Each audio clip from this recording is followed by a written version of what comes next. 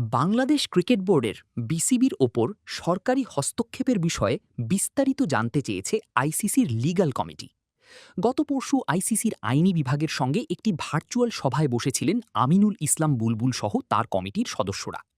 সূত্র জানায়, তদন্ত কমিটির প্রতিবেদনে সর্বশেষ নির্বাচন নিয়ে সুনির্দিষ্টভাবে কাউকে দোষারোপ করা না হলেও কেন অ্যাডহক কমিটি গঠন করা হয়েছে এই বিষয়ে জানতে জাতীয় ক্রীড়া পরিষদ এনএসসির সঙ্গে যোগাযোগ করবে আইসিসি।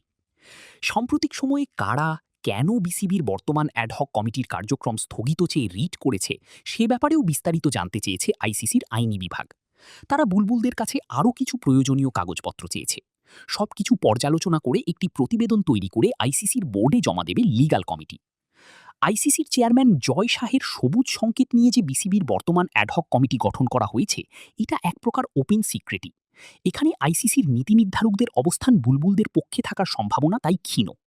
আইসিসির সিদ্ধান্ত যদি সঠিক মনে না করে আমিনুল ইসলাম বুলবুলের নেতৃত্বাধীন আগের পরিচালনা পর্ষদ, তাদের আন্তর্জাতিক ক্রীড়া আদালতে যাওয়ার কথাও শোনা যাচ্ছে। একদিনের মধ্যে আজ আবার সভায় বসছে তামিমের নেতৃত্বাধীন বর্তমান অ্যাডহক কমিটি। গত পরশু বিসিবি প্রধান জানিয়েছিলেন তারা নির্বাচন আয়োজনের প্রক্রিয়া শুরু করে দিয়েছেন। তামিমদের পরিকল্পনা জুনের প্রথম সপ্তাহের মধ্যেই নির্বাচন আয়োজন করে ফেলা।